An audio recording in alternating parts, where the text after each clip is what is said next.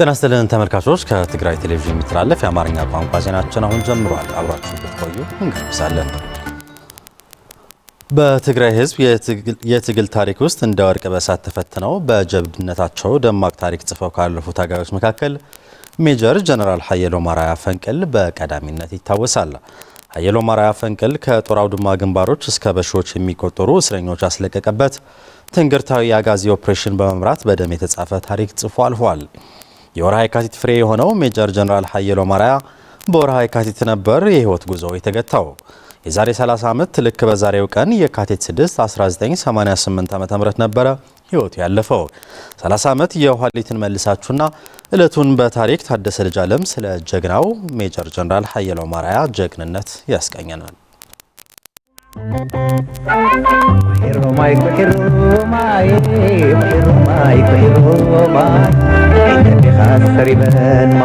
ስለ ጀግንነት ሲነሳ ሁሉም በአንድ ድምጽ የጀግንነትና ሀርበኝነት ተምሳሌት በመሆኑ ታሪክ በትውልድ ቅብብሎሽ አያሌ ዘመናት ይሻገራል። ጀግና ታሪኩን ይኖራል እንጂ በህይወት አይኖርም የሚለውን ድንቅ አባባል በተግባር ያሳየ ሀርበኛ ሜጀር ጀነራል ሀየሎም አርአያ የዚህ ጀግናው ህይወቱ ያለፈው ከ30 ዓመት በፊት ልክ በዛሬው ቀን የካቲት 6 1988 ዓመተ ምህረት ነበር። የትግራይ ህዝብ ያካሄደው ትግል የዛሬቱን ኢትዮጵያ የሚተዳደርበት ህገ መንግስት ያጸደቀ ካልአይ ወያነ ወይም ሁለተኛ ወያነ በመባል የሚታወቀው ህዝባዊ ትግል ካፈራቸው ባለምጡቅ አእምሮ መሪዎችና ጀግኖች አንዱ ነው ታጋይ ሀየሎም አርአያ። በትግራይ ህዝብ ላይ ሲደርስ የነበረው ግፍና ጭቆና የሚችል አንጀት ስላልነበረው ከሌሎች ጓዶች ጋር ያንን መራርና እልህ አስጨራሽ የትግል ጉዞ ለመጋፈጥ በረሃ ወጣ። በመራራው የ17 ዓመት የትግል ጉዞ ሀየሎም አርአያ ያልዋለበት የጦር ሜዳ እንደሌለ ይነገራል። ደርግን ለመገርሰስ በተካሄደው ትግል ሀየሎም ለብዙ ብርታትና ጥንካሬ በመሆን አገልግሏል። ይህንን ብርታትና ጥንካሬ የተመለከቱት የትግል ጓዶችም ፈንቅል የሚል ስያሜ ሰጥተውታል። በሀየሎም አርአያ ጀግንነት የሚደራደር የለምና የትግል ጓዶቹም ስለ ጀግንነቱ በአንድ ድምጽ ይመሰክራሉ። የሀየሎም ከሰራዊት ጋር የነበረው ግንኙነት ነው። የሰራዊቱን ሁኔታ የሰራዊቱን የልብ ትርታ ያጠናል። አጥንቶ የሰራዊቱን ችግሮች ይፈታል። ሰራዊቱን እንዲዋጋ የጀግንነቱ እንዲጎለበት የተለያዩ ማንሱም ነበረው። ስለዚህ ጥሩ የመግባባትና ሰራዊቱን ለአንድ ዓላማ የማሰለፍ ትልቅ ችሎታ የነበረው ጓድ ነበረ። ሀየሎም በህዝብም በታጋይም በጣም ተወዳጅ ነው። ዋነኛው የሚወደድበት ባህሪው ሰው ወዳድ ነው፣ ሰው አክባሪ ነው። ከሁሉም በላይ ደግሞ አዛዥ ሆኖም ከተራው አባል ነው ኑሮው። ጓዶች በመንገድ ሲያልፍ ሲያዩትም ሀየሎም ሰው ለይቶ አያይም የሚል ነገር ስላላቸው ጎንፋም ቢሆን ቆሎም ቢሆን ያካፍሉታል። በትግራይ የተጀመረው ትግል ይበልጥ ወደ ህዝብ ውስጥ ገብቶ ህዝቡን በማንቀሳቀስ የበለጠ ሁሉም ለህዝባዊ ትግሉ አስተዋጽኦ የሚያደርግበትና ከነበረው ፋሽስታዊ ደርግ ነፃ የሚወጣበትን አቅጣጫና የትግል አግባብ በማሳየትም ከፍተኛ አስተዋጽኦ ነበር አስታውሳለሁ። ለደርጉ ስርዓት የእግር እሳት የነበረው ታጋይ ሀየሎም አርአያ ፈንቅል ከጦር አውድማ ግንባሮች እስከ በሺዎች የሚቆጠሩ እስረኞች የሚያስፈታም የአጋዚ ኦፕሬሽን ትንግርታዊ ታሪክ በመምራት በደም የተጻፈ ታሪክ ጽፎ አልፏል። ሜጀር ጀነራል ሀየሎም አርአያ አዋጊና ተዋጊ ሆኖ በተሳተፈባቸው የጦር ግንባሮች የሚያስደምም ወታደራዊ ጥበብና ድል አድራጊነቱን ጠላት ሳይቀር የመሰከረለት ድንቅ ታጋይ ነበር። ከታጋይነቱና ጀግንነቱ ጎን ለጎን ለጓዶቹ አሳቢና ሩህሩህ እንደነበር ጓዶቹም ይመሰክራሉ። ታጋይ ሀየሎም አርአያ ፈንቅል በተሳተፈባቸው ጦር አውድማዎች በ7 ጥይቶች ቢመታም አይበገሬው ሀየሎም አርአያ ግን ለጀግንነቱ የተፈጠረ ነውና እየወደቀ የተነሳም ብዙ ድሎችና ታሪኮችን ጽፎ አልፏል። ህይወቱ እስካለፈበት የካቲት 6 1988 ዓ.ም በተሰጠው ህዝባዊና መንግስታዊ ኃላፊነትም በከፍተኛ ብቃት የተወጣ የጀግንነትና የጽናት ተምሳሌት በመሆን ያለፈም ብሔራዊ ጀግና ነበር። በዋናነት የያዘው ዓላማ ነው። የያዘው ዓላማ የህዝቡን መሰረታዊ ችግሮች ለመፍታት እና የተቀደሰ ዓላማ ይዞ ነበር። ስለዚህ ከድርጅቱ ጋር ሆኖ በሁሉም መስክ የሚያስፈልገው መስዋዕትነት በመክፈል ህዝቡን በማደራጀት ሰራዊቱን በማደራጀት ቅድመ ግንባር ሆኖ ለመስዋዕትነት ዝግጁ በመሆን የህዝቡን ፍላጎት በመሟላት አኳያ የነበረው ሚና ነው። ስለዚህ ህዝቡ ይወደዋል። የህዝቡ ብሶትን ለመፍታት ከማንኛውም ሰው በላይ ሲንቀሳቀስ የነበረ ስለነበረ ህዝቡ ይወደዋል። ሀየሎም ማያውቅ የለም። እንደ ሌላ ሲቅር የሚያስገርመኝ ነገር ቢኖር በአንድ ቦታ ውጊያ ነበረ በዚህ በአቀብ ሰር የሚባለው እና ምንም ሀየሎም አልነበረም። ግን ሀየሎም አለ ተብሎ ህዝቡን እንዲሁ ገበሬውን ሲያወራ እንትኑን ጦሩን ብዙ ብዛት የነበረው ፈረሰ በስሙ ሲፈርስ ይሄንን ምንድነው ሲባል ሀየሎም መጣ ተብሎ ነው ተብሎ ፈርሶ እንትኑ ደርጉን ሲፈርስ አይቻሉ። ሜጀር ጀነራል ሀየሎም ማርያም የሰዎችን ሐሳብ የሚያከብር የሚቀበል የጽናትና የጀግንነት ምሳሌ ነበር። በተለይም በትግራይ ህዝብ ትግል ታሪክ ውስጥ እንደ ወርቅ በእሳት ከተፈተኑት ጀግኖች አንዱ የሆነው ሜጀር ጀነራል ሀየሎም ማርያም ከ30 ዓመታት በፊት ልክ በዛሬው ቀን የካቲት 6 1988 ዓ.ም ህይወቱ አልፏል።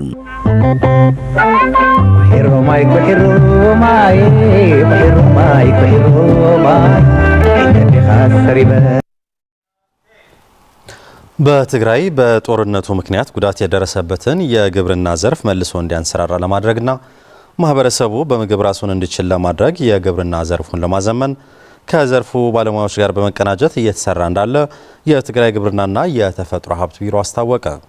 ቢሮ ይህንን የገለጸው ከሰራተኞችና ከአራት ሴክተሮች የተውጣጡ ባለሙያዎችና አመራሮች ጋር በመሆን ለ51ኛ ጊዜ የሚከበረውን የካቲት 11 በዓልን ባከበረበት ወቅት ነው። ፍሬው ተወልደመድህን የትግራይ ግብርናና የተፈጥሮ ሀብት ቢሮ ከአራት ሴክተሮች የተውጣጡ ባለሙያዎችና አመራሮች ጋር በመሆን ዘንድሮ ለ51ኛ ጊዜ የሚከበረው የካቲት 11 በዓል በዛሬው ዕለት አክብረውታል። በአከባበሩ ወቅት የተገኙት የትግራይ ግብርናና የተፈጥሮ ሀብት ቢሮ ኃላፊ አቶ አለም ብርሃን ሀሪፈዮ የካቲት 11 በዓል ስናከብር በየካቲት 11 የተገኙ ትሩፋቶችን በመጠበቅ ትግራይ ኢኮኖሚያዊ እድገቷን እንድታረጋግጥ እንዲሁም የትግራይ ሉዓላዊ መሬት እንዲመለስ የካቲት 11 ዓላማዎችን ከግብ እንዲደርሱ ለማድረግ በመስራት ሊሆን ይገባል ሲሉም ተናግረዋል። ዓወታት የካቲት 11 አበይቲ ዓወታት አበይቲ ትምህርትታት የካቲት 11 የካቲት 11 ታላቅ ድሎችን በመጠበቅ የትግራይ ሉዓላዊ መሬትን ለማስመለስ እንዲሁም የእርሻ ዘርፍን በማዘመንና ኢኮኖሚያችን ከፍ ለማድረግ የሚያስችል ፕሮግራሞችን ይዘን ነው መስራት የሚገባን። ሁሉም አይነት የተፈጥሮ ሀብትና ፕሮግራሞቻችን መሳካት ህልውናችንን ማረጋገጥ መሆኑን ተገንዝበን መረባረብ ይገባናል። የትግራይ ግብርናና የተፈጥሮ ሀብት ቢሮ የኮሙኒኬሽን ዳይሬክተር አቶ ሚካኤል ምሩጽ በበኩላቸው በትግራይ ጦርነቱ በወለደው ችግር ምክንያት ከ2 እስከ 4 ሚሊዮን ህዝብ በቀጥታ የምግብ ተረጂ ህዝብ እንዳለ በመግለጽ ይህንን ለመፍታትና በምግብ ራሳችን ለመቻል የግብርና ዘርፉን በማዘመን ከዘርፉ ባለሙያዎች ጋር በመቀናጀት እየተሰራ እንዳለም ገልጸዋል። በአሁኑ ሰዓት ህዝባችን በሰቆቃ ነው ያለው። ከ1 ሚሊዮን በላይ የተፈናቀለ ህዝብ አለን። ከ2 እስከ 4 ሚሊዮን የሚደርስ ደግሞ በቀጥታ ምግብ ተረጂ የሚሆን ህዝብ አለን። ስለዚህ ይሄኛውን ህዝብ ለመመገብ ራስን በመቻል አቅም ታግዘን የካቲት አክብረን ግብርናችን እንዴት እንመራዋለን? በጦርነቱ ምክንያት ግብርናችን በጣም ተጎሳቁለዋል። አርሶ አደሮቻችን የነበራቸው አሴት ዲፕሊሽ አድርገዋል።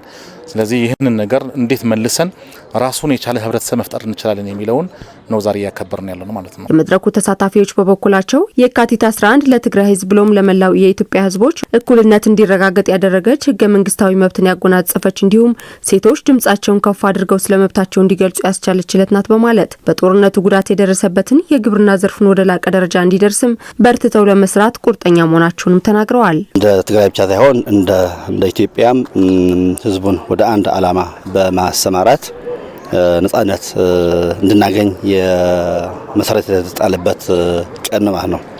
ያ ብቻም አይደለም።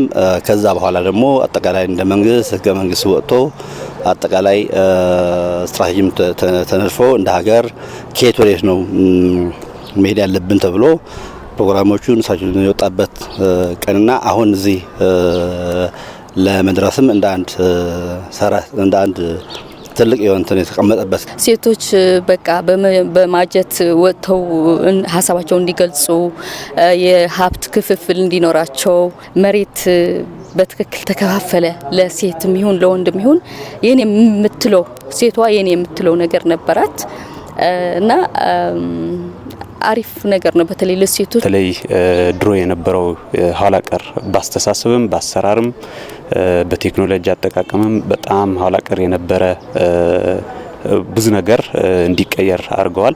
በተለይ መሰረተ ልማት ላይ ጥሩ ስራ ያው በክልሉም በአገሪቱም ጥሩ ነገር ተሰርቷልና ይሄ አገሪቱ ወደ ተሻለ የኑሮ ደረጃና ሀብት በመፍጠር ዙሪያ ደህና እንድትመጣ ወደፊትም የተሻለ ተስፋ እንዲኖረን ያደረገ እለት።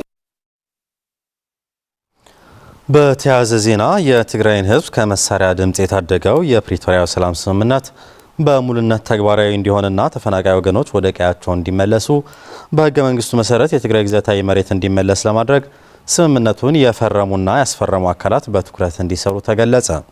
ይህን የገለጹት አስተያየት ሰጪዎች ከጦርነት የሚገኝ ነገር እንደሌለ በመገንዘብ ሁሉም ለሰላም ሊዘመር ይገባል ሲሉ አክለዋል። ፍሬወት ወልደመድን የተጠመው ጦርነት በጣም ከፍተኛ ውድመት ፈጥሯል። በመሰረተ ልማትም በሰው ህይወትም ብዙ ነገር ጫና ፈጥሯል። አሁን በክልሉ ላይ ከዚህ ለማንሰራራትና ወደ ዳግመ ግንባታ ለመግባት ያው ርብርቦች እየተካሄዱ ነው። ይሄም ያው አንዱ የፕሪቶሪያው ስምምነት የፈጠረው ትሩፋት ነው። አሁንም ያው ይሄ ነገር በደንብ ተጠናክሮና ያው ከሰላም ነው ሁሉም ነገር መምጣት የሚችለው። አሁንም ተጨማሪ ጦርነት ቢፈጠር ያው ተጨማሪ ህይወትና ንብረት እንዲሁም የመሰረተ ልማት ውድመት ነው የሚያጋጥመው። ይሄ ለክልሉም ሳይሆን ለሀገሪቱም ያው ውድመት ነው። እነዛ አደራዳሪ የነበሩ አካላት ራሱ የኢትዮጵያ ፌዴራል መንግስት ቁጭ ብለው የኛ የህወሓት አመራሮች ወይም የጊዜያዊ አስተዳደር አመራር ቁጭ ብለው በዚህ ዲስከሽን እንዲፈታ ያው የፌዴራል መንግስት መፍትሄ ቢያበጅበት እዛ ያለ በጣም በስቃይ ላይ ብዙ አመት በጣም በሚያስከፋ ስቃይ ላይ ያለ የትግራይ ማህበረሰብም ወደ ቀየው ተመልሶ ወደ ስራ ቢገባና ይሄ ነገር አሁንም ወደ ሰላም ከመጣ ግን እኔ በቀላሉ ወደ ነበርንበት የስራና የልማት አስተሳሰብም አሰራርም በቀላሉ ልንመለስ እንችላለን። የፕሪቶሪያ የተቀመጠው ተግባራዊ ተደረገ። አሁንም ያው በተደረገው ስምምነት የሰላም ስምምነቱ ወደ ነበረበት እንዲመለስና እዛ የተቀመጡት ደግሞ በሁለቱም ወገኖች የተቀመጡ እንትኖች አሉ በስምምነቱ መሰረት ተግባራዊ እንዲደረግና አሁንም ነገም ሰላም ለሁላችን አስፈላጊ ስለሆነ ሰላሙ እንዲጠነክርልን የህወሓትና የትግራይ ህዝብ የ17 ዓመታት የትጥቅ ትግል ታሪክ በዘመናዊ መንገድ ለመሰነድ እየተሰራበት መሆኑን ተገለጸ። በመቀለ ሐውልት ሰማዕታት የሚገኘው ሙዚየም ዘመናዊና በዲጂታል መልኩ ታሪኩ ተሰንዶ ከትውልድ ወደ ትውልድ እንዲሸጋገር ወጣቱ ትውልድ ትልቅ ኃላፊነት አለው ብሏል። ለተስፋ ዝጊ አስበይ ዘገባ ማዕድ ኃይለ። ህዝባዊ ወያነ ሓርነት ትግራይ ህወሓት የመራው የትግራይ ህዝብ ትግል ለ17 ዓመታት ያክል የተካሄደው ትግል አሁንም በተደራጀና በዘመናዊ መልክ የመሰነድ ስራ ብዙ ክፍተት እንዳለው ይነገራል። ይህን አኩሪ ገድል የተካተተበት የትጥቅ ትግል ታሪኮች በዘመናዊ መንገድ በዲጂታል በመሰነድ ወደ ቀጣይ ትውልድ ለማስተላለፍ እየተሰራ መሆኑን ተገልጿል። በተለይ ይህንን ታሪክ በሙዚየም መልክ ሰንዶ የያዘው በመቀለ የሚገኘው የሰማዕታት ሐውልት ሙዚየም በትግራይ ህዝብ በተካሄደው ጄኖሳይዳዊ ጦርነት ሳቢያ በከፊል ውድመት ደርሶበት እንደነበር የገለጹት የሙዚየሙ የቅርስ ጥበቃ ባለሙያ የሆኑት አቶ ተስፋይ ጉዕሽ ናቸው። በሙዚየሙ የሚገኙ ቅርሶችን በመጠበቅ ወጣቱ ትውልድ አበርትቶ ሊሰራበት እንደሚገባም ያስረዳሉ። አልባሳት ነይሮም ከምዚ ካራ አብናይ ኦፕሬሽን ብዙ ምንም አንስተጂያ ዝጥቀምላ ነበር። የታጋዩ ልብሶች ነበሩ። ለቀዶ ሕክምና የሚጠቀሙበት አነስተኛ ቢላ ነበር። እነዚህን ጨምሮ ወደ 750 ታሪካዊ መጽሐፎች፣ 388 የግድግዳ ፎቶዎች በኮምፒውተር ላይ ተሰንዶ የነበረውን ሆን ተብሎ እንዲቃጠል ተደርጓል።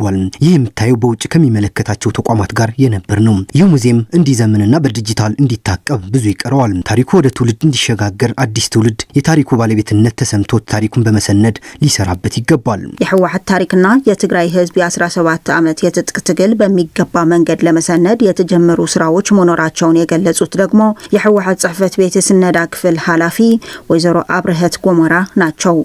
ያው ተፍቶም ተቃጸሉ ዘይተሰነዱ ዝተወሰነ ዘይተሰርሐ አለና እዩ አብዛኛው ዶክመንቶች ቢኖሩም አንዳንዱ ደግሞ ሳይሰነዱ የተቃጠሉ ዶክመንቶች አሉ። ለምሳሌ የወታደራዊ ስልጠና የታጋይ ስሞች በአጠቃላይ በቅርብ ማግኘት የማንችላቸው ጠፍተዋል። ስለዚህ አብዛኛው የትግል ታሪክ በመኖሩ ግን በዘመናዊ መልክ ተሰንዶ ወደ ማህበረሰቡ ሊዳረስ እየተሰራበት ነው ያለው። ህዝባዊ ወያነ ሓርነት ትግራይ የትጥቅ ትግል የጀመረበትን የካቲት 11 51ኛው ዓመት በተለያዩ መርሃ ግብሮች ማክበር መጀመሩ ይታወቃል።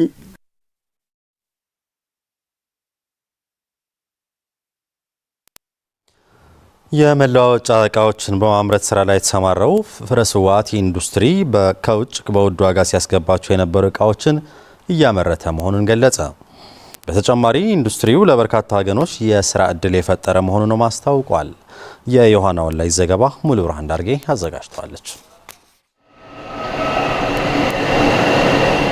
ፍረስዋት ኢንዱስትሪ በ2000 ዓ.ም በትግራይ የጦር ጉዳተኞች ማህበር ተመስርቶ የኢንዱስትሪ መለዋወጫ እቃዎችን በማምረት የተሰማራ ተቋም ነው። ተቋሙ የተቋቋመበት ዋና ዓላማ ለህዝባቸውና ለሀገራቸው ሲሉ ጉዳት የደረሰባቸው የትግራይ አርበኞችና መስዋዕት ለሆኑ ሰማዕታት ልጆችን ለማገዝ አልሞ የተቋቋመ ተቋም መሆኑን የተቋሙ ስራ አስኪያጅ አቶ ገብረ እግዚአብሔር አርአያ ገልጸዋል። ናይ ፍረስዋት ናይ ማዕልማ ስራሕቲ ኢትዋና ፍረስዋት ኢንዱስትሪ መጀመሪያ ሲቋቋም የህትመት ስራዎችን ይሰራ ነበር። በኋላም የብረትና የእንጨት ስራዎችን በጋራ መስራት ጀመረ። በ106 ሚሊዮን ካፒታል ነው የተጀመረው። ዋና ዓላማውም መስዋዕት ለሆኑት አርበኞች ልጆች ለመርዳት ነው። ተቋሙ በትግራይ ከነበረው ጦርነት በፊት የተሻለ ደረጃ ላይ የነበረና በጦርነቱ ሳቢያም ከፍተኛ ውድመት የደረሰበት እንደነበር ገልጸው በአሁኑ ሰዓት አስፈላጊ የመልሶ ግንባታ ስራ ተከናውኖለት በአዲስ መልኩ ወደ ስራ መግባቱን ስራ አስኪያጁ አክለው ገልጸዋል። ብዙሕ ነገር ክሰርሕ ተባሂሉ ተስፋ ተገይሩሉ ዝተገበረ እዩ ማለት እዩ። ይህ ተቋም በርካታ ስራዎችን ይሰራል ተብሎ ነው የተቋቋመው። በጦርነቱ ሳቢያም በሁሉም የትግራይ ተቋማት የደረሰ ጉዳት አስተናግዷል። ስምምነቱም ከተፈረመ በኋላም ቀድሞ ወደ ነበረበት ለመመለስ ጥረት ተደርጓል። ምንም እንኳ የተፈለገውን ያክል ባይሆንም ያው እየሰራን ነው። ተቋሙ ውድመት ሳይደርስበት በፊት ለ80 ወገኖች የስራ ዕድልን ፈጥሮ እንደነበርና በአሁኑ ሰዓትም ከ40 በላይ ለሚሆኑ የአርበኛ ልጆችና ሌሎች ሙያተኞችን ቀጥሮ እያሰራ መሆኑን አቶ ገብረ እግዚአብሔር አርአያ ገልጸዋል። 47 ከባቢ ሰራተኛ አለው። እዚህ 47 የሚሆኑ የሰማዕታት ልጆችና በሙያ የታቀፉትንም ጨምሮ በርካታ ናቸው። የፍረስዋት ኢንዱስትሪ ተቋም ሱፐርቫይዘር አቶ ሙሉ ነገስ ተቋሙ ከውጭ የሚመጡ ትላልቅ ማሽነሪዎችን ባለቤት መሆኑን በማውሳት በአሁኑ ሰዓትም በውድ የውጭ ምንዛሪ ገቡ የነበሩትን የመለዋወጫ እቃዎችን በአገር ውስጥ በተመጣጣኝ ዋጋ ማምረት መጀመሩን አስረድተዋል። እዚያተን ሲኤምሲ ማሽን ዝባላ ኮምፒውተራይዝድ ያለ እነዚህ ሲኤምሲ ማሽን ይባላሉ። ኮምፒውተሮች ናቸው። የሚሰሩት ስራዎችም እዚህ ተሞልተው በዚሁ ይሰራሉ። ታዲያ ጥቅሙ ምንድነው? ከውጭ የሚገባውን እቃ በዚህ በማምረት የውጭ ምንዛሬ ችግርን መፍታት ችለዋል። ከዚህ ቀደም ከውጭ ነበር የሚገቡት። አሁን ግን ራሳችን መስራት ችለናል። የስራ ዕድል የተፈጠረላቸው ወገኖች በበኩላቸው በተቋሙ ባገኙት የስራ ዕድል በኢኮኖሚያቸው የተሻሉና በሙያቸው የላቁ መሆኑን እንደቻሉ ይገልጻሉ። በትግራይ ያለውን የወጣቱ የስራ ዕድል እጦት ይታወቃል። እኔ ግን በዚሁ የስራ ዕድል ተፈጥሮልኝ እየሰራሁ ነው። ራሴንና ቤተሰቦችን እያስተዳደርኩበት ነው። እዚህ ስቀጠር ምንም አይነት የስራ ልምድ አልነበረኝም። አሁን ግን ብዙ ሙያዎችን ለመያዝ ችያለሁ። በተቋሙ የሚመረቱ የመለዋወጫ እቃዎች ከትግራይ አልፎ በመላው ኢትዮጵያ ቦታዎች እየተዳረሰ መሆኑንም ለማወቅ ተችሏል። የትግራይ የልማት ተራድኦ ድርጅት ማረት ከቻሪቲ ዋተር ጋር በመተባበር በራያ አላማጣ ወረዳ ጉዳት ደርሶበት የነበረን ንጹህ መጠጥ የውሃ ተቋም በመጠገን ለተጠቃሚዎች ማስረከቡን ገለጸ። ተጠቃሚዎቹ በወኩላቸው የተደረገው ጥገና የነበረባቸውን ንጹህ የመጠጥ ውሃ አቅርቦት ችግር እንደሚፈታ ተናግረዋል። ለታደለ ዳኛው ዘገባ ፍርቱና ገብሩ። የትግራይ የልማት ተራድኦ ድርጅት ማረት ከቻሪቲ ዋተር ጋር በመተባበር በራያ አላማጣ ወረዳ ጉዳት ደርሶበት የነበረውን የንጹህ መጠጥ ውሃ ተቋም አስፈላጊ ጥገና በማድረግ ለተጠቃሚዎች አስረክበዋል። በውሃ ተቋማቱ ያጋጠመውን ጉዳት በአካባቢው የውሃ አቅርቦት ላይ ችግር አስከትሎ የነበረ ሲሆን አሁን የተደረገው ጥገናም በንጹህ መጠጥ ውሃ እጥረት ለተለያዩ ችግሮች ተጋልጠው የነበሩ የአካባቢው ነዋሪዎችም ችግሩ እንደተፈታላቸው ይናገራሉ። ከፍተኛ የሆነ የውሃ ችግር ነበረን። ውሃ እየቆፈርን የምናደርገው ጨንቆን ነበር። ለተለያዩ በሽታዎችም ተጋልጠን ነበር። አሁን ግን እንደ ሰው ንጹህ መጠጥ ውሃ መጠቀም ጀምረናል። ከዛም አልፈን ሰውነታችን፣ ልብሳችን ንጹህ ሆነናል። በጣም ነው የምናመሰግነው። ካብ እንስሳ ጀምሩ እንካ ህዝቢ እንካ ቆልዑ ከእንስሳ ጀምሮ ህፃናቱ አዛውንቱ ውሃ ፍለጋ ጠዋት የወጣ ማታ ነበር የሚመለሰው። ህፃናት ለተለያዩ በሽታዎች እየሰቃዩብን ነበር። አሁን ግን ሰውነታችን ነው የሚመሰክረው። እፎይ ብለናል። የውሃ ተቋሙ በቀጣይነት አገልግሎት ለመስጠት በአግባቡ እንደሚጠቀሙበትና በተገቢው ጥበቃ እንደሚያደርጉለትም ነዋሪዎቹ ጠቁመዋል። ዘማይ ከይትበላሽ የጥበቃ ነገር ለኛ ይተውልን። ጠንካራ ኮሚቴ አለችን። እያንዳንዷን እንቅስቃሴ ነው የምንከታተለው። በዚህ ስጋት እንዳይገባቸው። ጥቅሙ ግን ለባዓላዩ ጥቅሙ ለራሳችን በመሆኑ የጥበቃ ነገር በትኩረት ነው የምንከታተለው። ከዚህ በፊትም ተበላሽቶ ንብረቶችን ጠብቀናል። አሁን ደግሞ የተጠቀምነበት መጠበቅ አያስቸግረንም። የራሳችን ነው፣ ከጎናቸው ነን። የውሃ ተቋሙ በ2012 ዓ.ም ከ8.5 ሚሊዮን በላይ ብር እንደተገነባ የገለጹት የትግራይ የልማት ተራድኦ ድርጅት ማረት አስተባባሪ አቶ ረዳይ ከበደም የአካባቢውን ማህበረሰብ ችግር ግምት ውስጥ በማስገባት ጥገና እንደተደረገለት ያስረዳሉ። ናይ ዚፍሊ ቦታ ሽሙ ማርታ ዝባል ካቢ ይህ ቦታ ልዩ ስሙ ማርታ ነው። ብሬከርና ኮንቨርተር ተበላሽቶባቸው ለረጅም ጊዜ ሲቸገሩ ቆይተዋል። የትግራይ የልማት ተራድኦ ድርጅት ይህንን ችግራቸውን አይቶ ከ1.5 ሚሊዮን ብር በላይ ወጪ አድርጎ ጠግኖ አስረክቧል። ከዚህ በኋላ በሚያስፈልጋችሁ ሁሉ ከጎናችንን፣ እናንተም አስፈላጊውን የመጠበቅ ስራ እንድታደርጉ ነው ጥሪን የማስተላልፈው። በራያ አላማጣ በንጹህ መጠጥ ውሃ ሽፋን ከባድ ውድመት መድረሱን የገለጹት የወረዳው አስተዳዳሪ አቶ ዳንኤል ታምራት ያለውን ችግር ለመፍታት ድጋፉ ዝቅተኛ መሆኑንና ሌሎችም ይህን በጎ ነገር እንዲከተሉ ጥሪ አቅርበዋል። አዝደለና አክቹአል 37% በአሁኑ ሰዓት በወረዳችን የንጹህ መጠጥ ውሃ ሽፋን ወደ 37 በመቶ ነው የወረድ ነው። በዚህ ምክንያትም ህዝባችን በጣም ነው የተሰቃየው፣ ለተለያዩ በሽታዎችም ተጋልጧል። የትግራይ የልማት ተራድኦ ድርጅት በወረዳችን ይህንን የውሃ አቅርቦት ችግር ለመፍታት የተለያዩ ስራዎች እየሰራ ነው። ለዚህም በጣም ነው የምናመሰግነው። ሌሎች ግብረሰናይ ድርጅቶችም ይህንን ሰናይ ተግባር እንዲከተሉ ጥሪያችን እናቀርባለን። ጥገና የተደረገለት የንጹህ መጠጥ ውሃ ተቋም ለ1000 የቤተሰብ አስተዳደር አገልግሎት እንደሚሰጥ ለማወቅ ተችሏል። ተመልካቾች ዜናዎቻችን አብቅተዋል። ስለተከታተላችሁ እናመሰግናለን። ከቀሪዎቹ የትግራይ ቴሌቪዥን ዝግጅቶች ጋር መልካም ቆይታ ይሁንላችሁ።